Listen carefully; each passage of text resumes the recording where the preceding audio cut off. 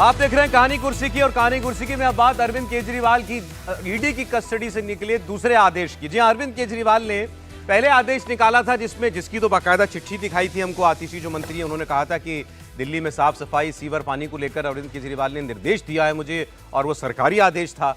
आज दूसरे मंत्री सौरभ भारद्वाज सामने आए जो स्वास्थ्य मंत्री है दिल्ली के, और उन्होंने कहा कि अब अरविंद केजरीवाल ने मुझे आदेश भेजा है और मुझे आदेश दिया है कि दिल्ली के मोहल्ला क्लिनिकों में और सरकारी अस्पतालों के अंदर टेस्ट नहीं हो रहे हैं, टाइम से मुफ्त टेस्ट नहीं हो रहे हैं, मुफ्त दवाइयां लोगों को मिलने में दिक्कत हो रही है, और इसको बिल्कुल ठीक कीजिए आप। मेरे लिए भगवान का आदेश है ये। देखिए अरविंद केजरीवाल जेल में बैठकर भी या ईडी की कस्टडी में बैठकर जहां उनसे जाने क्या क्या पूछा जा रहा होगा, उन्हें क्या क्या किस किस तरीके से परेशान नहीं किया जा रहा होगा, वो दिल्ली के लोगों की चिंता कर रहे हैं। इसमें एक इंपॉर्टेंट बात मैं आपको अभी पूरी उनकी बात सुनवाने वाला हूं। उन्होंने कहा कि अरविंद केजरीवाल ने कहा मुझे पता लगा है कि दिल्ली के अस्पतालों में ऐसा हो रहा है। उनको ईडी की कस्टडी में भी सब कुछ पता चल रहा है दिल्ली के अंदर क्या क्या हो रहा है, ये कमाल की बात है। और अब वो दूसरा उन्होंने आदेश निकाल दिया। अब वो जो उन्होंने कहा था मैं इस्तीफा नहीं दूंगा, दिल्ली की सरकार चलाऊंगा, चाहे जेल से चलाऊंगा, अब वो तो वो करते हुए दिखाई दे रहे हैं।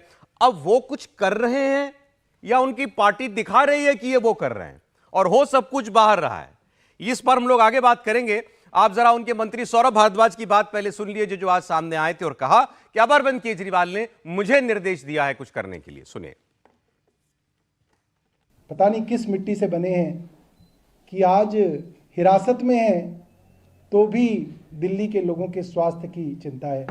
उन्होंने एक डायरेक्शन मुझे भेजी है कि सीएम साहब ये जान के बेहद व्यथित हैं कि दिल्ली के कई अस्पतालों में और मोहल्ला क्लिनिकों के अंदर दवाइयाँ उपलब्ध नहीं हैं। कुछ अस्पतालों में, मोहल्ला क्लिनिकों के अंदर जो मुफ्त टेस्ट होते हैं, जो मुफ्त ब्लड टेस्ट होते हैं और सैंपल्स होते हैं, वो उपलब्ध नहीं हैं। और उन्हें लगता है कि उनके जेल में जाने की वजह से दिल्ली में किसी को तकलीफ नहीं होनी चाहिए। वो जेल के अंदर हों, बाहर हों, जब भी कोई गरीब आदमी सरकारी अस्पताल में दवाइयाँ लेने जाए उसे दवा मिले। सौरभ भारद्वाज को आपने सुना। देखिए वर्ड्स नोट करने वाले हैं।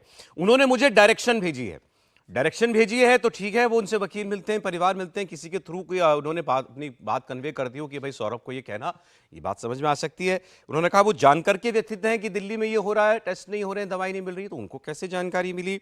और फिर उन्होंने कहा कि मेरे जेल जाने से किसी को तकलीफ नहीं होनी चाहिए। सारी बातें बहरहाल इस पिछले आदेश में और इस आदेश में अंतर जो मैंने आपको बताया वो ये है, पिछली बार एक चिट्ठी दिखाई गई थी, उस चिट्ठी पर एक बाकायदा शिकायत हो चुकी है एलजी से। इस बार सौरभ भारद्वाज ने ऐसी कोई चिट्ठी नहीं लहराई, ऐसा कोई आदेश उन्होंने लहरा करके बताया नहीं कि ये देखिए अरविंद केजरीवाल का ये मुझे लिखित आदेश प्राप्त हुआ है। प्रोफेसर साहब देखिए, मन तो मेरा कर रहा है कि वो एक 16 में डायलॉग था जो धर्मेंद्र के लिए अमिताभ बच्चन ने किया था, लेकिन वो मैं दोहराऊंगा नहीं, वो टेलीविजन की भाषा नहीं हो सकती। लेकिन शुद्ध नौटंकीबाजी, ये जो कुछ चल रहा है इसको घटिया नौटंकीबाजी कह सकते हैं आप, बहुत ही घटिया नौटंकीबाजी।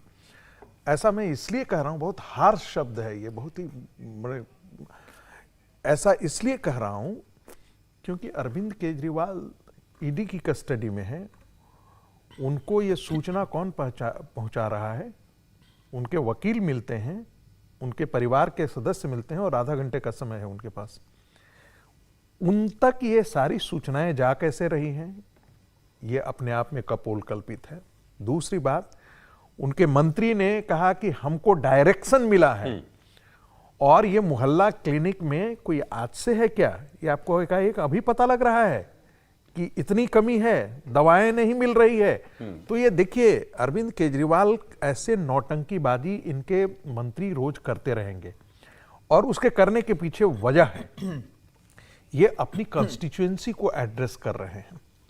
देखिए, उनकी कॉन्स्टिट्यूएंसी जो है वो ऐसी ऐसी चीजों पर भावनात्मक स्तर पर कल जाकर के यही कहेगा कि देखिए बेचारे हमारे लिए ये कर रहे हैं, हमारे लिए जेल में रहते हुए भी वो जो है ना, हम तो इनका बेटा है, दिल्ली वालों का बेटा है। ये नैरेटिव को ये बार बार, जब एक चोर पकड़ा जाता है ना, तो वो बार बार कुछ ऐसा करने की कोशिश करता है जैसे उसको लगे कि नहीं बड़ा ये गलत तरीके से इसको किया है, इसके साथ बहुत गलत हुआ है। ये हमारे लिए आज भी कंसर्न है। अरे ये अरविंद केजरीवाल आपके लिए कंसर्न नहीं है, ये भारतीय जनता पार्टी की जो प्रादेशिक इकाई है, ये उसका भी कम फेलियर नहीं है। नहीं वो तो ठीक है, आपने कहा अरविंद केजरीवाल नौटंकी कर रहे हैं। इनके नौटंकी बाजी को जनता तक पहुंचाना और पूरे सड़क की लड़ाई लड़ना है, ये काम अब भारतीय जनता पार्टी मैं आपको दिखाऊंगा ना, वो हो रहा है जो बीजेपी कर रही है वो मैं आपको दिखाऊंगा। लेकिन आपने कहा अरविंद केजरीवाल नौटंकी कर रहे हैं। अरविंद केजरीवाल कुछ कर भी रहे हैं, हमको क्या मालूम। नहीं, अरविंद केजरीवाल नहीं, मैंने कहा दिल्ली की आम आदमी पार्टी की सरकार नौटंकी कर रही है और अरविंद केजरीवाल के इशारे पर यह सारी नौटंकी हो रहा है। भाई आधा घंटा के लिए मैसेजिंग करना तो बहुत सामान्य बात है ना, कि कल क्या क्या आप क्या क्या करवाएं। कल उनकी पत्नी जाकर के मिलती हैं, पत्नी तो पॉलिटिकल अफेयर्स में अच्छी खासी भूमिका निर्वाह करती हैं। और वकील इस बार कम से कम चिट्ठी तो नहीं दी उन्होंने कोई। नहीं, देखिए चिट्ठी पर तो बजायता केस बनता है, आतिशी के खिलाफ केस बनता है, बिल्कुल करना चाहिए। ईडी को भी करना चाहिए, पुलिस को भी करना चाहिए। यह फॉर्जरी का मामला है। आप बिना साइन, बिना डेट डाले हुए, बिना सिग्नेचर का आपने पब्लिक डोमेन में इस ढंग से आप डॉक्यूमेंट लेते हो, कह रहे हैं कि सही, ये तो गलत बयानबाजी भी है, ये फॉर्जरी का मामला बनता है। चीफ मिनिस्टर ऑफिस का दुरुपयोग जो सिरसा जी ने कहा है, ये बिल्कुल सही कहा है। सिरसा जी की बात सुन लीजिए, मनजिंदर सिरसा की सुनिए, दिल्ली में बीजेपी के नेता हैं। आज मैंने दिल्ली के उपराज्यपाल और इन्फोर्समेंट डायरेक्टरेट को आतिशी जी और उनके साथियों के खिलाफ कंप्लेंट की है, जिन्होंने मुख्यमंत्री जी के नाम से एक इलीगल ऑर्डर दिखाया और यह कहा कि दिल्ली के मुख्यमंत्री का ऑर्डर है और मुख्यमंत्री जी ने ईडी कस्टडी में जेल में रहते हुए ही ऑर्डर पास किया है। ये टोटल इलीगल था, अनकॉन्स्टिट्यूशनल था और ये मुख्यमंत्री के ऑफिस का मिसयूज है।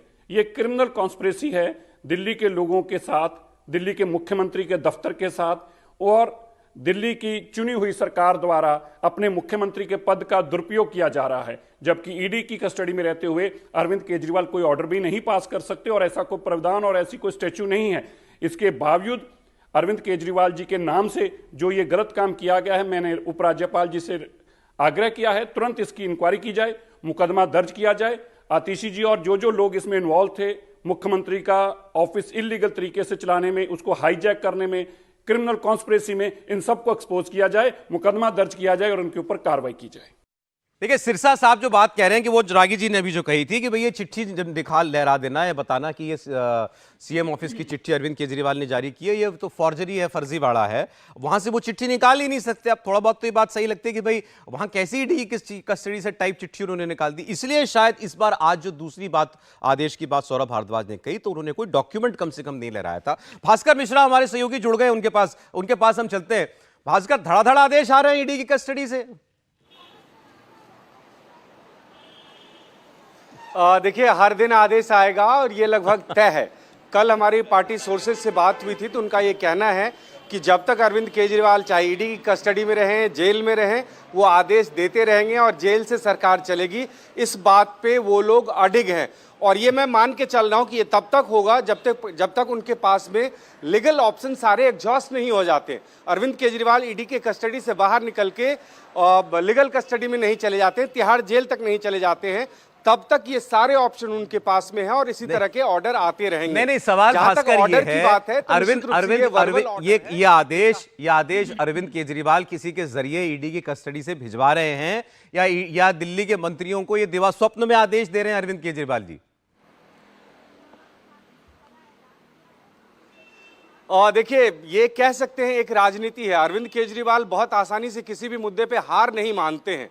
जहां तक यह है कि किसके जरिए भिजवा रहे हैं, तो हर शाम को उनका निजी सचिव विभव कुमार उनसे मिलने जाता है, उनकी पत्नी उनसे मिलने जाती हैं और उसके बाद ये एक मैसेज दिया जाता है कि आज फिर से एक आदेश आया और प्रेस कॉन्फ्रेंस करेंगे। तो सीधा सीधा हम इससे रिलेट कर सकते हैं कि वहां उनको बताया जाता होगा। पार्टी के जो सोर्स हैं वो हमें ये बताया कि पहली बार जो ऑर्डर आया है वो भी एक वर्बल डिक्टेशन था, मौखिक रूप से अरविंद केजरीवाल जी ने कहा और उसको बाद में लिख के टाइप करके सामने दिखा दिया गया। लेकिन दूसरे आदेश में ये सावधानी बरती गई। पहले आदेश में एक तरह की ये गलती हुई है कि सीएम ऑफिस का कैसे इस्तेमाल हुआ उस पर सवाल खड़े होने लग गए, तो आज कोई आदेश नहीं दिया गया। नहीं, तो ये बात तो बहुत बड़ी बात है भास्कर जो आप बता रहे हैं। इसका मतलब वहां से अगर मान लीजिए अरविंद केजरीवाल ने कुछ वहां से मौखिक आदेश या निर्देश दिया भी था, तो कैसे चिट्ठी के ऊपर लिख दिया गया office of chief minister of Delhi?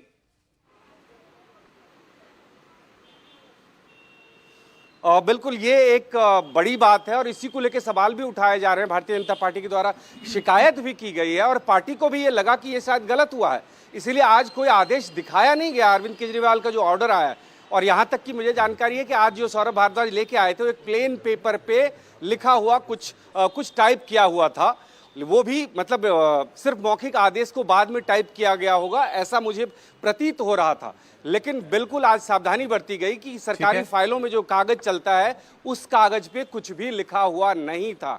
ये एक तरह से सावधानी अब बरती गई है और आगे जो भी आदेश आएंगे उसमें आपको कम से कम वो सरकारी कागज नहीं दिखेगा, सीएमओ लिखा हुआ आपको नहीं दिखेगा। जी भास्कर, बहुत शुक्रिया आपका। मतलब पहली बार गलती हुई आम आदमी पार्टी से। अब तो ये साफ है कि वहां से उन्होंने कोई आदेश भेजा नहीं था। हमको पहले भी कह रहे थे कोई आदेश कैसे निकाल सकता है, टाइप चिट्ठी थोड़ी निकाल सकते हैं अरविंद केजरीवाल ईडी की कस्टडी से। यहां बैठकर किसी ने लिखी थी वो चिट्ठी, अब ये बिल्कुल क्लियर ऐसा ही मालूम पड़ रहा है। और अब इसलिए शायद दूसरी बार जब निर्देश की बात हुई तो कोई चिट्ठी कम से कम नहीं दिखाएगी। नहीं, इसमें जो सबसे महत्वपूर्ण बात है उसको देखना चाहिए। जब जब सुनीता केजरीवाल जी मिलने जाती हैं तब एक ऑर्डर आता है। कल भी रात वो मिलने गई थी और आज सौरभ भारद्वाज ने बताया। पहले भी ये कहा जा रहा था कि क्या अरविंद केजरीवाल अपनी पत्नी को मुख्यमंत्री की कुर्सी पर बिठा सकते हैं, तो सबने कहा कोई लेना देना नहीं है, घरेलू महिला हैं, बिल्कुल नहीं है। उन्होंने तो अरविंद जी की वजह से अपनी नौकरी छोड़ दी और वो बहुत जिसको कहते हैं कि इस तरफ कोई लोभ लालच नहीं है। उनका जो बयान आया उसी कुर्सी पर उसी अंदाज में पीछे भगत सिंह और अंबेडकर की फोटो बीच में बैठी हुई है। मतलब महत्वाकांक्षा, और महत्वाकांक्षा के साथ जो दिशा है, डायरेक्शन जो है वो बहुत साफ दिख रहा है। आतिशी और सौरभ ये दोनों दिख रहा है कि जो इनको बता दिया जाता है उसको वो करते हैं। लेकिन जो अरविंद केजरीवाल बाहर रहते हुए समझाते थे तब जो होता था और अभी जो हो रहा है, दोनों में जमीन आसमान का फर्क दिख रहा है। तो ये जो कदम दर कदम ये सरकार नीचे लुढ़क रही, मैं नहीं कहूंगा, नीचे उतर रही है कदम दर कदम एक एक सीढ़ी करके। मुझे लगता है अगर इसी तरह से इनको जेल से लगातार ऑर्डर भेजना है, ये जिद बनी रही, इसी तरह से चलाते रहे, तो भारतीय जनता पार्टी जो काम कर रही, प्रदर्शन करेगी, सरकार को, मुख्यमंत्री को बर्खास्त नहीं करेगी, अलग से नहीं उसको हटाएगी, इधर से कुछ नहीं होगा, लेकिन प्रदर्शन करेगी। जनता के मन में यह सवाल बार बार आएगा कि दिल्ली का मुख्यमंत्री जेल में है, कुर्सी नहीं छोड़ना चाहता है, किसी और को तो बना सकते थे, किसी पर भरोसा भी नहीं है अपनी पार्टी में भी। ये भी एक बड़ा सवाल आ रहा है और ये शायद दबाव है कि वो सुनीता केजरीवाल को नहीं बना सकते हैं, इसलिए किसी और को मुख्यमंत्री की कुर्सी पर नहीं दे रहे। आप कोई कुछ करेगा नहीं इसमें, सेंटर कुछ नहीं कर सकता इसमें, सेंटर करेगा नहीं। सेंटर देखिए, नरेंद्र मोदी, अमित शाह कभी प्रदर्शन हुए, दिखा दीजिए प्रदर्शन कराएंगे। बीजेपी ने आज सेक्रेटेरिएट दिल्ली का घेरने की कोशिश की है, आम आदमी पार्टी ने पीएम आवास की तरफ बढ़ने की कोशिश की। पब्लिक सेंटिमेंट को चाहेंगे कि वो सामने आए, कोई भी ऐसा काम नहीं करेंगे। आपने बंगाल की लड़ाई देखी है, आपने महाराष्ट्र की लड़ाई देखी, कभी भी केंद्र की तरफ से ऐसा कोई काम नहीं किया जाएगा। ये प्रदर्शन होगा और खूब जमकर होगा। नहीं भाई, क्यों? मैं कह रहा हूं कि दिल्ली का चीफ मिनिस्टर ईडी कस्टडी में और आगे जुडिशियल कस्टडी में जाएंगे, इसके सारे आसार हैं, क्यों नहीं इसमें कोई इंटरवीन करेगा? देखिए, इसमें देखिए फैसले की जरूरत है कि क्या ऐसा हो सकता है, नहीं हो सकता। देखिए, अगर उनका सेक्रेटरी जाता है उनसे मिलने, जैसे आपके संवाददाता बता रहे थे, तो सेक्रेटरी को वो इंस्ट्रक्शन दे सकते हैं, जो कि वो फाइल पे आके नोटिंग कर सकता है कि as instructed by CM of Delhi, और उसके बाद आदेश जारी हो सकते हैं। देखिए, ये ज़रूरत है इस चीज़ पे बहस की या फैसले की कि क्या किसी सीएम के, क्योंकि पहले ऐसा हुआ नहीं है, इसलिए बोल रहा हूँ कि क्या कोई सीएम अगर किसी अनैतिक कोई नहीं हुआ अनैतिक या अनैतिक, मैं वो उसमें अभी नहीं जाऊंगा, क्योंकि रूल्स क्या कहते हैं उसके हिसाब से देखना चाहिए कि अगर कोई सीएम जो है कस्टडी में है किसी एजेंसी की, कि क्या वहां से आदेश वो पारित करने देना चाहिए उनको कि नहीं देना चाहिए। वैसे तो उनके वकील भी जाते होंगे जो कि कोई क्या रोक लगा, कानूनी कागजात पे भी साइन करते होंगे, ऐसा नहीं है कि नहीं होता होगा, ये सारा कुछ हो रहा होगा। लेकिन क्या ऐसा करने देना चाहिए या नहीं देना चाहिए, इसकी बहस जरूरी है। और इस पर अगर कोई सुप्रीम कोर्ट में जाता है तो क्योंकि एक नया तरह की चीज हो रही है कि सीएम जो है वो जेल से सरकार या फिर कस्टडी से सरकार चलाने की कोशिश कर रहा है, तो इस पे सुप्रीम कोर्ट को जो है मैं कह रहा हूं, वही बात आपने कही, अगर कोई यहां से कोई कैबिनेट का नोट ही लेके चला जाए कि आप इस पर साइन कर दीजिए, तब तो एक सवाल कोई पूछे भी कि भाई दिल्ली वहां वो कस्टडी में बैठ करके ये सरकारी कागज साइन कर रहे हैं। लेकिन अभी तो इस बार जो यही हुआ है ना कि भाई उन्होंने वर्बली मौखिक तौर पर कुछ कहा है, और पिछली बार भी यही कहा था, भास्कर ने साहब बता दिया, उन्होंने शायद कहा था कि नहीं कहा था वो भी पता नहीं, लेकिन बाहर ही ये सब कुछ वो चिट्ठी जो है लिख दी गई थी। एक बार समीर जी। नहीं, मुझे लगता है कि इस मामले में देखिए, अगर आतिशी कल कहती है कि अरविंद केजरीवाल ने चिट्ठी भेजी है, वो चिट्ठी सार्वजनिक रूप से दिखाती भी है, तो मुझे लगता है इस मामले में एलजी को भी हस्तक्षेप करना चाहिए। प्रशासनिक प्रमुख तो एलजी है ना, एलजी इसके जांच के आदेश दे सकते हैं कि अरविंद केजरीवाल दिल्ली के मुख्यमंत्री अभी ईडी की कस्टडी में, वहां से लेटर कैसे निकला है। इसमें ईडी का कोई बयान नहीं आया कि नहीं ये गलत है, हमारे कस्टडी से इस तरह का कोई लेटर निकाला नहीं गया। ईडी को भी इसका बयान देना चाहिए। मुझे लगता है एलजी को, मुझे लगता है कि बोला है, अच्छा ईडी ने बोला, तो फिर मुझे लगता है कि एलजी को इस मामले में सत्ता संज्ञान लेना चाहिए और एलजी को जांच के आदेश देना चाहिए इस मामले में। 24 घंटे होने के बाद भी एलजी चुप क्यों है? एलजी पता है कि इस मामले में हमने जांच के आदेश अभी शिकायत हुई है एलजी से, और सिरसा जी ने भी शिकायत की ना। इतना टाइम क्यों लग रहा है? कल अगर लेटर आया उसके बाद कई मामलों में तो एलजी 24 घंटे 15 मिनट के अंदर जो बात ये कह रहे थे हर्षवर्धन जी, इसका मतलब कि एलजी कुछ करना चाहते नहीं इस पर। इस मामले एलजी मतलब केंद्र। इस बेसिकली क्या है, सब राजनीति कर रहे हैं, चाहे वो भारतीय जनता पार्टी हो चाहे आम आदमी पार्टी हो।